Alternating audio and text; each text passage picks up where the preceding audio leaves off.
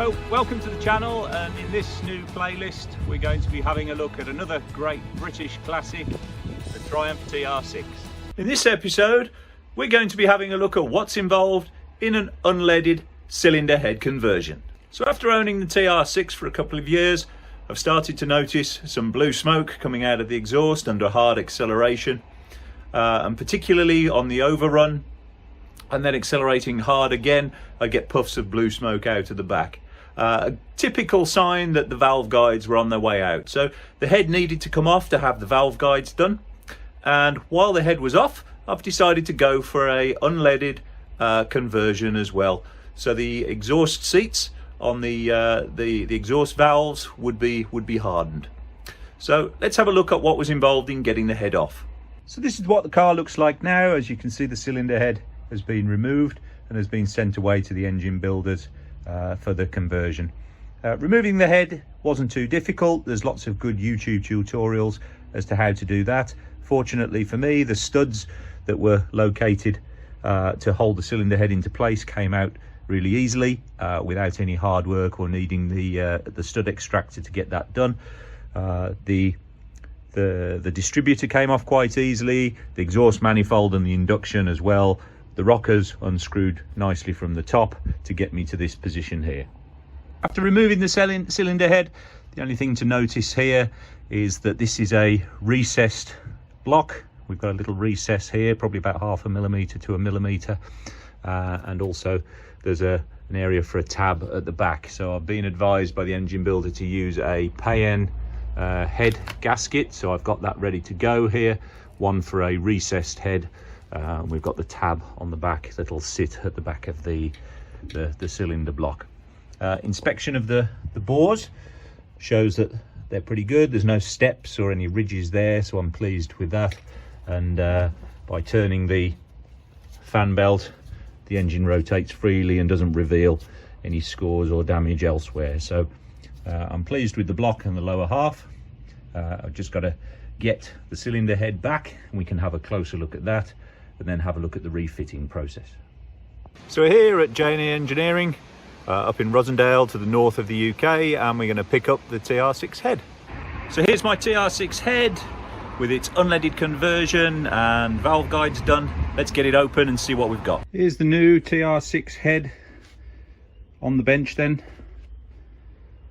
As you can see, it's been thoroughly cleaned and degreased.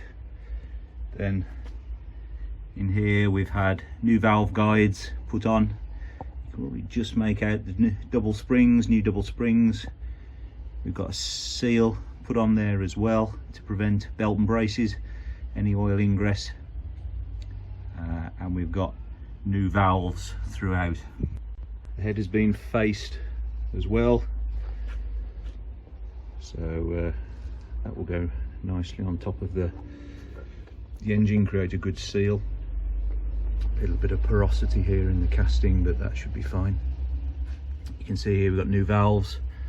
If you look carefully, you can just see the new seat that's been put into place there on the exhaust valve for the unleaded fuel. TR6 came with two different types of head, and the difference being the size of the exhaust valve. So what's been done here is that the larger exhaust valve has been used rather than the slightly smaller one. So this head has now got slightly larger exhaust valves than it had before. Remains to be seen whether that'll have any effect on performance, but I'm never going to say no to any performance upgrades, so that's going to be really interesting to see. If I shine the torch down the valves, you can see the new valves, and you can see where the guides have been sleeved to stop the oil coming past those. So that should have a really big impact on the way the valves operate, and hopefully will eliminate the puffs of smoke that I get on acceleration. Again, here's my new Payen head gasket. It's AK 280 for the Triumph TR6 1972 onwards. for a recessed board block. So what I'm going to use on the mating surfaces around here, because we've got these are the mounting bolts and we've got a bit of an overhang here, so to ensure I get a good seal along this edge, I'm going to use some well sealed jointing compound designed for cylinder heads and sumps, in order to give a good seal on these, on the lower mating edge where it mounts to the block. More on that later, but first thing to do is to give this head some paint to protect some of these surfaces here, avoiding all of the mating surfaces. So we're going to give it a coat of paint, let it dry overnight, and tomorrow we'll be ready to start putting the head back on the car.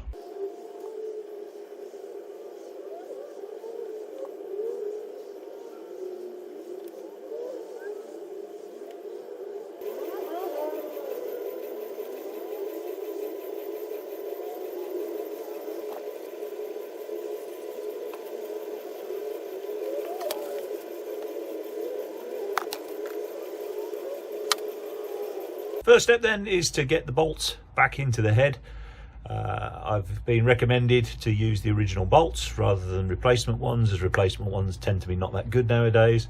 So I'm going to be putting these in to a very light torque, as the load is taken through the length of the bolt rather than necessarily the torque of it.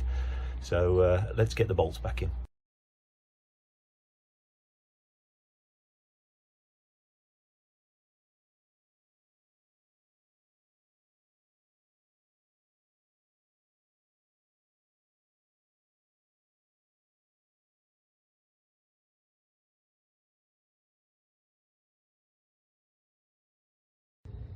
Bolts are in, and I've used the well seal product around this edge where we've got the cantilever, because all the load is over here. So this is a cantilever and there's a higher risk of an oil leak. So a smear of the well seal and around the water holes as well. Should be a belt and braces on the gasket. Got our gasket here. You can see this one has top written on it, so that means really it can only go on one way. So we can now offer up the head gasket to the head.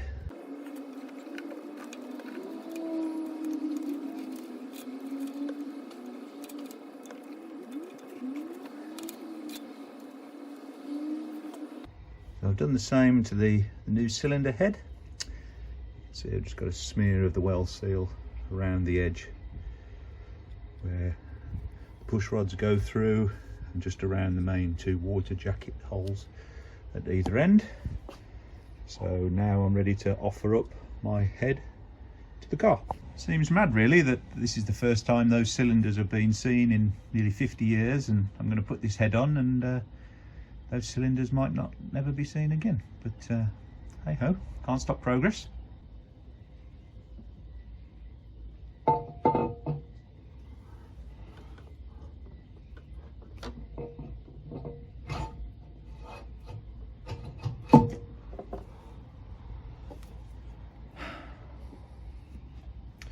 It's as easy as that. Next, we've got to screw down the nuts.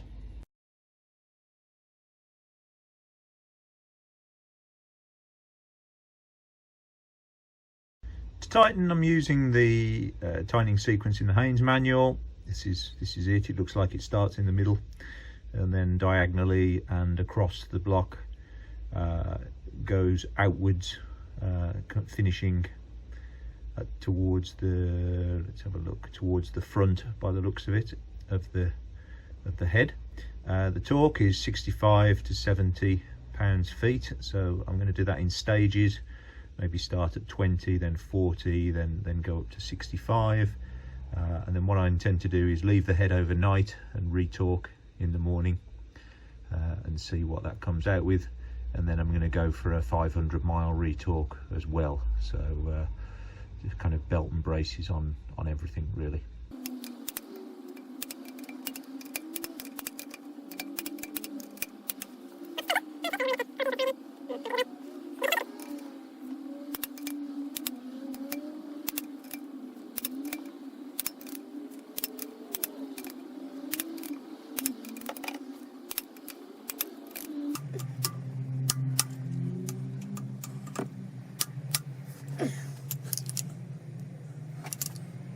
Next I can put the push rods back into the car.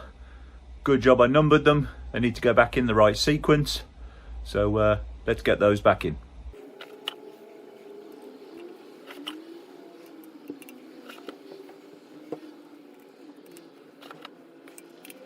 Now the head's on, next job is to build the rocker assembly up. One of the things I've got to do here is replace the rocker shaft, and I've got myself a new shaft here.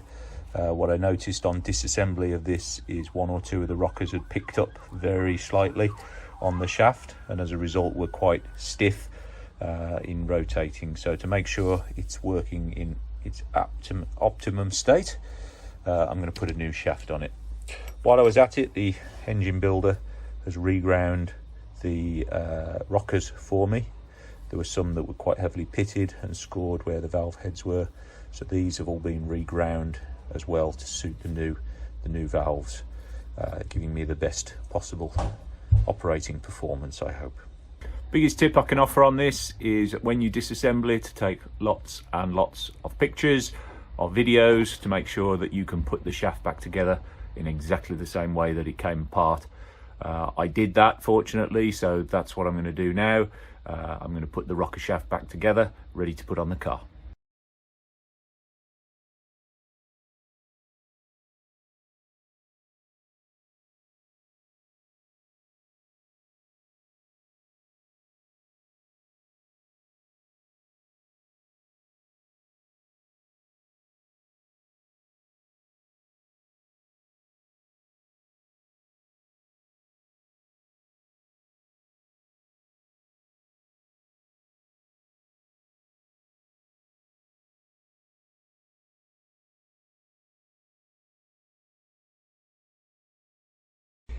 With the rocker assembly all made up, then all that remains to do is just to fit that to the car.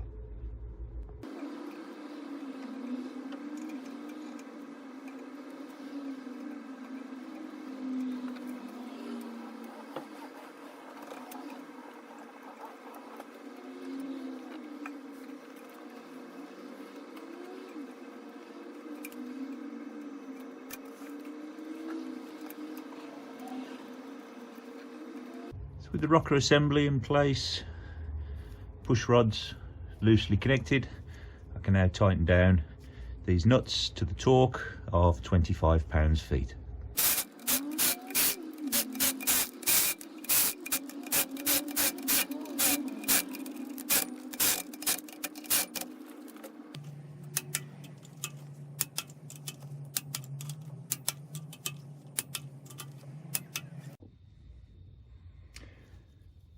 So setting the car to top dead center, just as the exhaust on cylinder number 1 completes before the inlet on cylinder number 1 starts.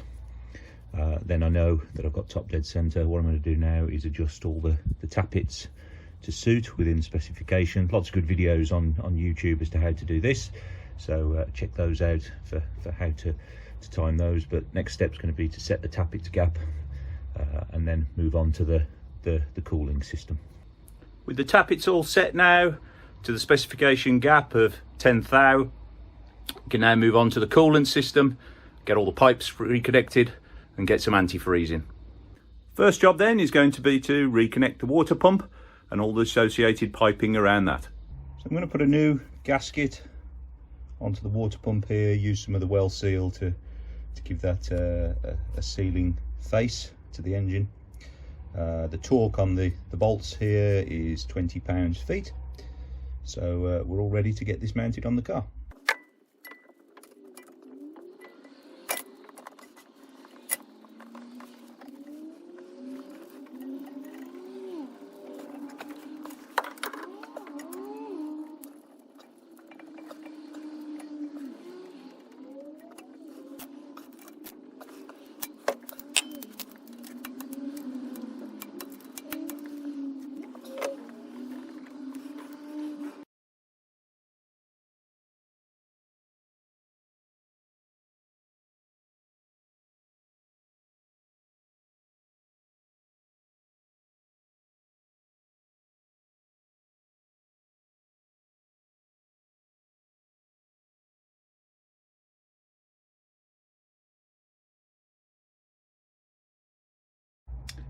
Water system then is now all connected with the bypass pipe, the switch, the pipe that comes across the back of the exhaust that takes it off to the heater. We put the thermostat in, connected the lower hose, so all we need to do now is top up the water and the antifreeze, and that's ready to go. This side of the engine then is quite straightforward. All we're really fitting is the distributor, the dipstick, the coil, and then connecting that up. So should be done in a few minutes.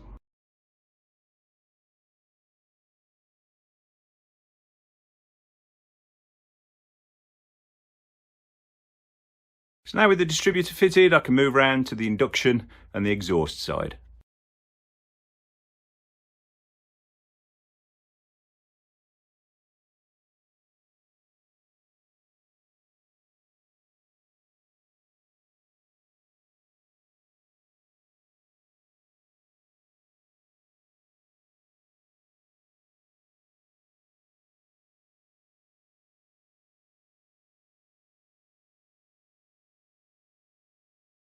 So now with the manifold assembled, the next thing to do is put the injectors back in.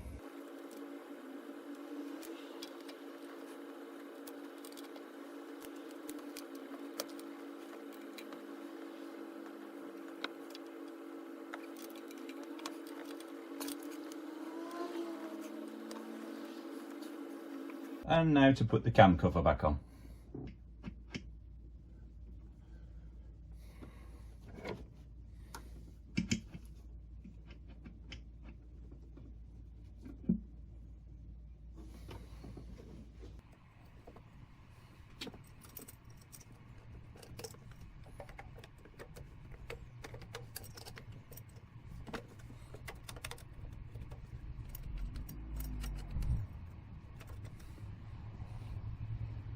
Right, so finally all the water's connected, the throttles are on, the exhaust's connected, the choke cable's on, the accelerator cable's on, the ignition's disconnected, it's full of oil. In theory now, I just need to turn it over without the ignition. I'm not looking for it to fire, but what I am looking for is some oil pressure. Ignition connected, spark plugs cleaned, gapped to 25 thou, coil connected, cap on, fuel pipe connected, brake servo reconnected. So next stage is to see if she'll fire.